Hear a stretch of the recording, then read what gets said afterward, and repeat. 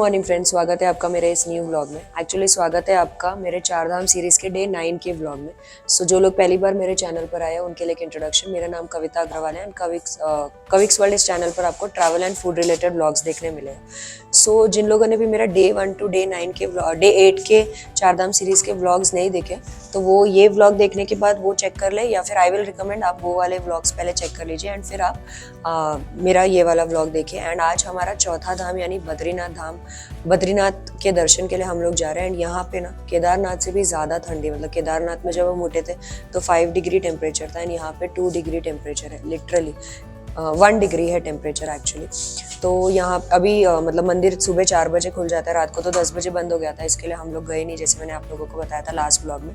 सो अभी हम लोग सुबह अराउंड 3 बज रहे हैं, हम लोग दर्शन के लिए जा रहे हैं। यहाँ से थोड़ा 500 मीटर चलना है, उसके बाद लाइन लगेगी एंड देन दर्शन के लिए। तो अभी मैं वहाँ पे जाके भीड़ है क्या है, VIP पासेस मिलते हैं नहीं मिलते हैं, सब लोगों ने तो ना बोल दिया, वहाँ जाके मैं फिर कंटिन्यू करती हूँ इसको।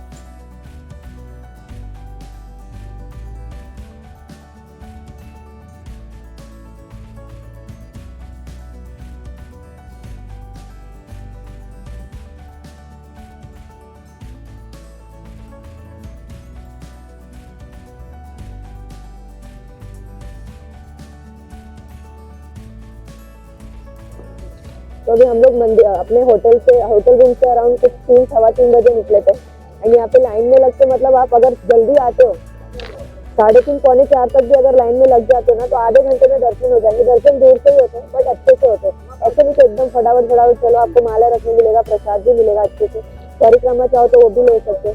नीचे तब सुन आपको स्नान करना है, स्नान करने के बाद ऊपर आना है तो भी कर सकते हो। हमने वो नहीं किया क्योंकि बहुत ज्यादा ठंड है, बारिश है, तो हमने वो नहीं किया। पीछे लक्ष्मी नारायण माता जी वगैरह सबके मंदिर है।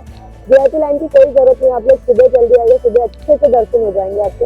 एंड गाड़ी काफी मतलब मंदिर के काफी पास तक गाड़ी आती है, अगर आपके पास गाड़ी है तो आप काफी पास तक गाड़ी लेके आ सकते हो, कोई दिक्कत नहीं। और फिर बाद में ज्यादा से ज्यादा 5-7 मिनट आपको चलना है और मंदिर के दर्शन आपके अच्छे से हो जाएंगे। ये वीडियो आपने यहाँ तक देखा है तो विष्णु भगवान की जय लिखना ना भूलिए। चलिए अब आगे का मैं आपको आइटिनरी आगे का बताती हूँ। सो अभी हम लोग बद्रीनाथ से निकल रहे हैं, टेम्परेचर 1 डिग्री है, मैंने 2 जैकेट पहना हुआ है, बहुत ज़्यादा ठंडी है। होटल के बारे में बोलूँ तो होटल के रूम्स वगैरह okay, hotel is fine but services is not good. मतलब हर चीज़ हमको 2 बार बोलकर लेनी पड़ी, पानी की बोतल हो चाहे टॉवल हो या साबुन हो, कोई भी बेसिक चीज़ भी हमको एक ही बार में मिला नहीं कुछ भी। प्लस हम लोग बारकोट या उत्तरकाशी से निकले थे तो 5 बजे में हमें ब्रेकफास्ट पार्सल में मिल गया, हम लोगों को कोई दिक्कत नहीं। यहाँ पे हम पौने 8 बजे निकल रहे हैं तभी भी ब्रेकफास्ट का कोई ठिकाना नहीं है। तो अगर आप लोग आओ तो सोच समझ के आना, मतलब मुझे इतना होटल की सर्विसेज वगैरह अच्छी नहीं लगी।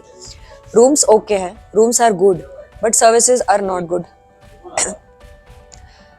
बस इतना। अभी रास्ते में कुछ आइटनरी, मतलब जो भी हमारी आइटनरी है वो मैं वहाँ जाके बताती हूँ। अभी मेरे में इतना ताकत नहीं है कि मैं अभी बोलूँ, वहाँ पे पहुँच के मैं आप लोगों को बताती हूँ। उतर के भी लेना चाहे तो ले सकते। रुकना है? हाँ, 1 मिनट एंट्री।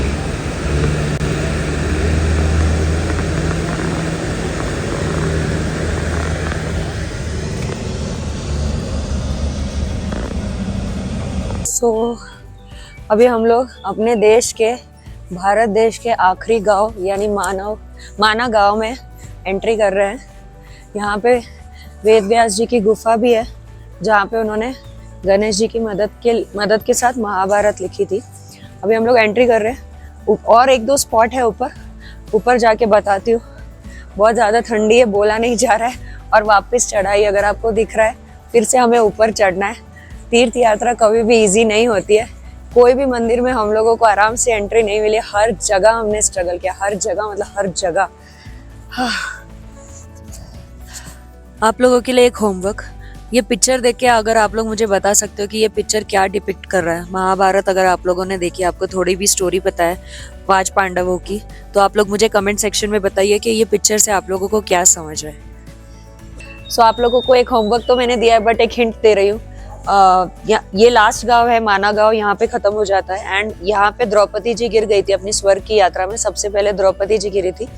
तो ये मतलब ये वही जगह है, मतलब थोड़ा सा आगे चल के वो गिर चुकी थी। लेकिन आपका होमवर्क अभी भी बाकी, आप लोगों को कमेंट सेक्शन में बताना है कि वो पिक्चर क्या डिपिक्ट कर रहा है। तो यहाँ से दो रास्ता है, एक जाता है गणेश गुफा एंड व्यास गुफा, जो मैंने बताया जहाँ पे व्यास जी ने महाभारत लिखी थी गणेश जी की मदद से, और एक साइड वो साइड है भीम पुल। तो अभी वो साइड हम जाएंगे कि नहीं पता नहीं, पहले गुफा के साइड चलते हैं, फिर आगे चल के बताती हूँ अगर वो साइड गए तो ये भारत की पहली और आखिरी चाय की दुकान है। अगर हुआ तो चाय पी के यहाँ से चलेंगे। एंड इधर ही ऊपर वेद व्यास जी की गुफा है। अंदर तो सॉरी हाँ, मतलब यहाँ से हम चाय पी के चलेंगे। अंकल बोल रहे हैं यहाँ से चाय तो पी के जाना ही चाहिए, इतनी दूर आए तो मिस क्यों करें। एंड ऊपर वेद व्यास जी की गुफा है। अंदर तो फोटोग्राफी नॉट अलाउड है। अभी अंदर जाके फिर कंटिन्यू करती हूँ, मतलब बाहर आने के बाद कंटिन्यू करती हूँ। यहाँ पे आप रीड कर सकते हो कि ये गुफा कितनी पुरानी है। मतलब ये जो लिखा है 5330 इयर्स ओल्ड इन 2022 है। अभी हम लोग 2023 में है, तो ये इतनी पुरानी है। अंदर फोटोग्राफी नॉट अलाउड है, इट्स रिटन देयर। तो अभी अंदर जाती हूँ। अंदर कोई तो है जो हमें इसकी स्टोरी भी बताएंगे। अगर मुझे एकदम अच्छे से समझ में आया तो मैं भी बाहर आके रिपीट करूंगी, अगर थोड़ा सा बाउंस हुआ तो फिर नहीं बोलूंगी। सो अभी अंदर जाके, अंदर काफी पीस है। पंडित जी ने बहुत आराम से और शॉर्ट में हमें मतलब स्टोरी बताई। ये अगर आप ये व्यास जी की गुफा को देखोगे तो ये एक पेज की तरह ही लग रहा है, मतलब ये एक बुक है उन्होंने बोला, ध्यान से देखोगे तो। और उन्होंने ये भी बोला टाइम मिले तो खोल के पढ़ भी लेना। हमें तो बुक भी नहीं समझ में आ रही। तो उन्होंने बोला कि जितने भी पुराण वगैरह लिखे थे व्यास जी ने यहीं पे लिखे थे, बट महाभारत लिखने के टाइम उनके पास उतना समय नहीं था, तो उन्होंने गणेश जी की मदद लिखी थी। तो व्यास जी यहाँ से नरेट कर रहे थे एंड गणेश जी ने बोला कि मैं दोनों हाथों से लिखूंगा, रुकना मैं मतलब बीच में रुकना नहीं चाहिए। तो आगे गणेश गुफा में उन्होंने लिखा था एंड व्यास जी नरेट कर रहे थे। मैं आपको गणेश गुफा भी बताती हूँ, रास्ते में ही हमारे आए थे, बट हम लोग पहले यहाँ पर आ गए, तो वहाँ जाके देखते हैं। अगर इसके बारे में आपको और कुछ इंटरेस्टिंग फैक्ट बताए तो प्लीज कमेंट सेक्शन में लिख के मुझे जरूर बताइए। सो ये इंडिया की पहली और आखिरी चाय की दुकान है। एक्चुअली ये भी चाय मतलब आखिरी चाय की दुकान है, उस अपोजिट साइड में भी चाय की दुकान है। तो हम लोग इनको ही पूछते हैं कि एक्चुअली मतलब रियल आखिरी और पहली चाय की दुकान कौन सी है। नमस्ते भैया, स्वागत है आपका लास्ट की शॉप में। शुक्रिया। लोग कंफ्यूज हो जाते हैं कि लास्ट शॉप कौन है, फर्स्ट शॉप कौन है। तो सबसे पुरानी शॉप ये है, हमें यहाँ पे फोटो लगाई हुई है। इस दुकान को कम से कम 40 और 45 साल हो गए हैं। आप बाहर में देखिए, हमने फोटो लगाए, वहाँ पे पुरानी फोटो है कि हमारी दुकान पहले कैसी थी। तो इसमें मतलब 42 साल ईयर्स हो गए हैं। और आप यहाँ पे हमारे पंडित जी हैं, जो भी बुजुर्ग हैं, आप पूछ सकते हैं यदि आप किसी को विश्वास नहीं है कि लास्ट शॉप और कौन है। अब पिछले साल मोदी जी आए थे, प्रधानमंत्री जी, तो उन्होंने यहाँ प्रथम गाँव घोषित कर दिया, तो हमें भी प्रथम शॉप वो करनी पड़ी। तो उन्होंने कहा प्रथम गाँव की प्रथम शॉप, तो इन्होंने लास्ट शॉप और फर्स्ट यही है। तो आप कंफ्यूज ना हो। यहाँ पे भीमपुर से 3 दुकान खुली है, जो कि हाल की अभी की खुली है, एक नहीं 3 है। अभी आप वहाँ पे जाओगे, दर्शन करोगे तो वहाँ पे 3 दुकान है। उन्होंने लिख दिया खाली 62, खाली लिख दिया उन्होंने, लोगों को खाली वो करने। क्योंकि हम गाँव में है, बोल तो नहीं सकते, अब जो अपनी मर्जी। लेकिन जो पुराने जो आए हैं 15-20 साल पहले आए, उनको पता है, वो सीधे यहाँ पे आते हैं, वो बोलते हैं कि भाई फर्स्ट शॉप है। तो आप यहाँ के बुजुर्ग हैं, यहाँ पे हमारे व्यास जी है, पंडित जी है, वहाँ उनको पूछ सकते हैं कि फर्स्ट कौन है। ये सबसे पुरानी शॉप है। यहाँ पे बॉर्डर, चाइना बॉर्डर है, लास्ट इसी साइड यहाँ पे 41 किलोमीटर चाइना बॉर्डर है। इसे आर्मी की गाड़ी जाते और रोड है, और ये पैदल की मार्ग में आते हैं। तो यहाँ पे बॉर्डर, जहाँ पे बॉर्डर का क्षेत्र पड़ता है, उसे कहा जाता है लास्ट या प्रथम शॉप।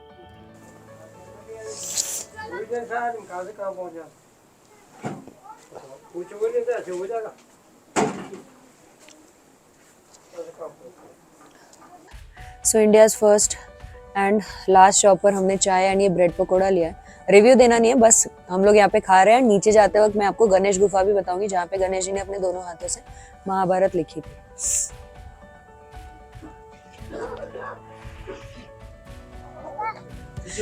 तो यहाँ से भीमपुल उस साइड में 300 मीटर्स पर है, बट हम लोग नहीं जा रहे। मैं आपको नीचे जाते वक्त गणेश गुफा बताती हूँ।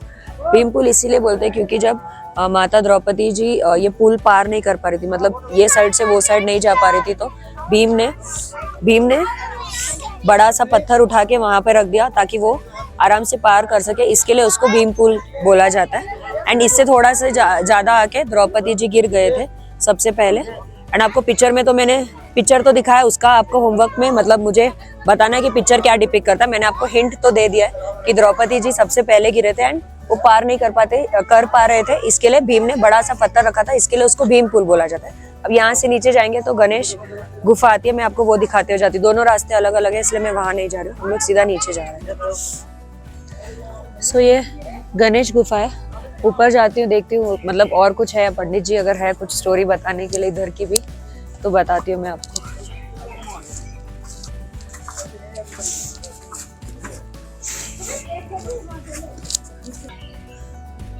यहाँ पे गणेश गुफा की हिस्ट्री लिखी है, आपको चाहिए तो आप वीडियो को पॉज कर रीड कर सकते हैं।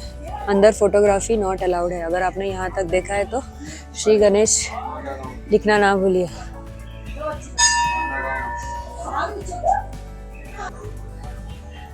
मैंने आप लोग के लिए देखो स्वर्ग का रास्ता निकाल लिया। यहाँ पे क्लियर कट लिखा हुआ है वे टू हेवन।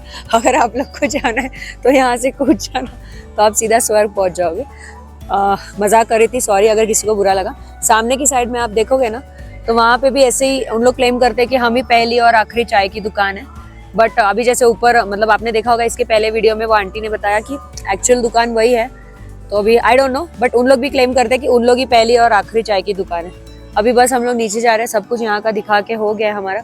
व्यू बहुत ही सुंदर है, बस ये है कि ठंडी और बारिश से हम लोग परेशान हो जाते हैं। मतलब इतनी ठंडी है कि क्या करें कुछ समझ ही नहीं आता। व्यू बहुत ही सुंदर है।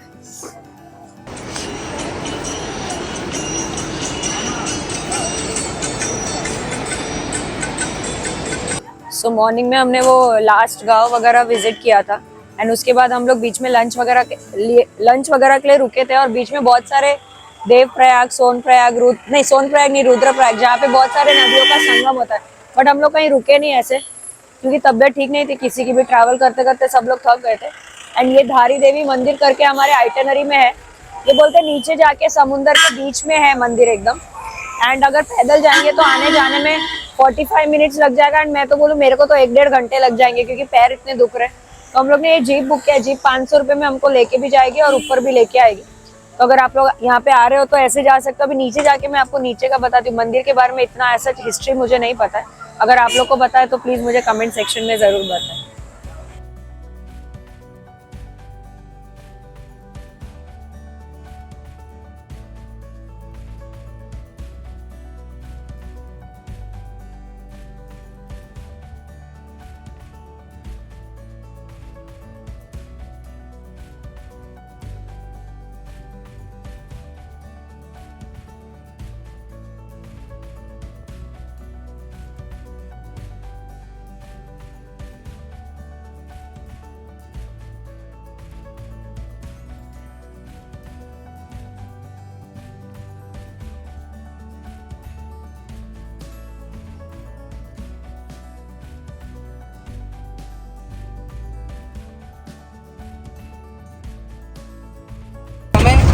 गांव का नाम पड़ा है कलियासौर। ठीक है जी, ओके। माता के बारे में आपको बताऊं तो अपर बॉडी माता की इस मंदिर में है, धारी देवी मंदिर में। बाकी जो पैर हैं, पैरों की पूजा कालीमठ मंदिर में होती है। कालीमठ मंदिर पड़ता है आपका डिस्ट्रिक्ट रुद्रप्रयाग में, मठ के पास में। तो वहाँ पे माता के पैरों की पूजा होती है और यहाँ पे माता के धड़ की पूजा होती है। ठीक है जी, ओके। इसके अलावा जो माता के बारे में यहाँ पे खास बात है वो ये है कि जैसे एक महिला होती है, पहले छोटी बच्ची रहती है, फिर जवान होती है, फिर बूढ़ी हो जाती है। ऐसे ही आपको माता के भी 3 रूपों के दर्शन होते हैं यहाँ पे दिन में 3 बार। Here are 3 stages in a day. At morning time माता का छोटी बच्ची का रूप रहता है, दिन के टाइम माता का जवान औरत का रूप रहता है और शाम के टाइम माता का बूढ़ी औरत का रूप रहता है। तो माता जो ये रूप बदलती है, it is not any artificial change. श्रृंगार जो सुबह एक बार हो गया वही शाम तक रहता है। इट्स ऑल अबाउट कि माता का जो चेहरा है पत्थर की मूर्ति में, चेहरे के भाव बदलते हैं दिन में 3 बार ऑटोमेटिकली। चेहरे के भाव बदलने की प्रक्रिया है, that is totally out of science. आप लोग समझ सकते हैं कि पत्थर की मूर्ति में चेंजेस आना, इसके पीछे कोई साइंस नहीं है। इस तरीके की जो एक्टिविटीज होती हैं उत्तराखंड में, इनको बोला जाता है देवीय ठग। इसीलिए उत्तराखंड को देवभूमि भी बोलते हैं, क्योंकि यहाँ पे अभी भी कलयुग में भी देवता निवास करते हैं। तो अभी यहाँ मतलब जो हमारा ड्राइवर था वो लोकल गाइड भी था एंड ड्राइवर था। उन्होंने मतलब मोस्ट ऑफ द चीजें तो बता दी। उन्होंने एक चीज और बताई कि ये न्यू मंदिर है, ओल्ड मंदिर इससे थोड़ा और नीचे था। तो उनके हिसाब से ऐसा है कि जब वो ओल्ड मंदिर से न्यू मंदिर में माता जी की मूर्ति शिफ्ट कर रहे थे तो अभी उस टाइम पे ना बारिश का कोई मौसम था, ना ही बारिश का कोई महीना था, लेकिन शिफ्ट करते वक्त ही ऊपर केदारनाथ में जो ग्लेशियर वाले पर्वत नीचे आ गए थे, मतलब उस टाइम पे जो बाढ़ आई थी केदारनाथ में, तो ऐसे बोलते हैं कि ये माता जी का ही गुस्से का प्रकोप था, क्योंकि उनको शिफ्ट कर रहे थे। मेरे पास इसका कोई प्रूफ नहीं है, कोई साइंटिफिक रीजन नहीं है, ऐसे वो यहाँ के लोकल गाइड के हिसाब से। आप देख सकते हो कि मंदिर एकदम नदी के बीचों बीच है, तो अभी मंदिर में तो फोटोग्राफी अलाउड नहीं होगी, तो मैं दर्शन करने के बाद फिर कंटिन्यू करती हूँ।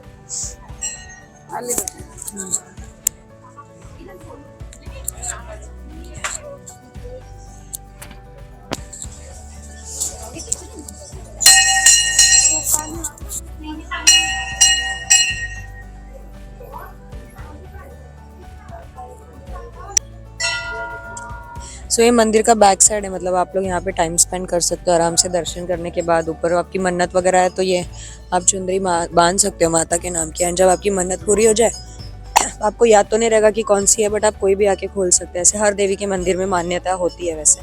तो नीचे भी बैठने के लिए जगह है, ऊपर मंदिर में भी बैठ सकते हो। अंदर 2 लाइन है, एक दर्शन की और एक जिनको प्रसाद लगाना है उनके लिए भी। प्रसाद के लिए लाइन है, दर्शन के लिए इतनी लाइन नहीं है, डायरेक्टली जाके आप दर्शन कर सकते हो। एंड ऊपर से काफ़ी ब्यूटीफुल है, नाइट में तो ये शायद और भी ज़्यादा अच्छा लगेगा। वैसे हमारे दर्शन हो गए, तो अभी मम्मी का वेट कर रहे हैं हम लोग बाहर। सो हम लोग सुबह बद्रीनाथ से निकले थे अराउंड 7:45 या 7:50 को, एंड अभी 5:45 हो गया। ये हम लोग श्रीनगर करके प्लेस है, वहाँ पे ये हमारा होटल है। होटल का नाम है लव कुश, 3 माले का कुछ होटल है, मतलब एकदम बेसिक होटल है, बहुत ज़्यादा कुछ इतना है नहीं। मैं आपको रूम टूर देती हूँ अपना, मतलब व्यू में यही है, यही हमारा बालकनी है, एंड ये अंदर रूम है। डबल बेड है, वार्डरोब है, फिर नीचे मतलब अगर कुछ और सामान रखना है तो उसके लिए भी जगह दिया, टेबल और चेयर। सामान को प्लीज़ इग्नोर करिए, हम लोग जस्ट अभी एंटर ही हुए। एंड नॉर्मल सा वॉशरूम है विद बेसिक फैसिलिटीज़, मतलब वॉश बेसिन एंड कम्बोर्ड, टॉवल्स वगैरह इन्होंने दिया हुआ है। अभी डिनर तो भी हमारा यहीं पे होगा, डिनर के लिए जाऊँगी तो बताती हूँ कि डिनर में क्या इन लोगों ने इंक्लूसिव दिया हुआ है। एसी तो दिया हुआ है, बट इन लोगों ने एसी बंद रखा है, उनको बोलना पड़ेगा थोड़ी देर एसी चालू करना, क्योंकि इतनी गर्मी नहीं है, बट हम लोग बाहर से ट्रैवल करके आए तो थोड़ी सी गर्मी लग रही है, तो नीचे जाके बोलेंगे एसी ऑन करके देने के लिए।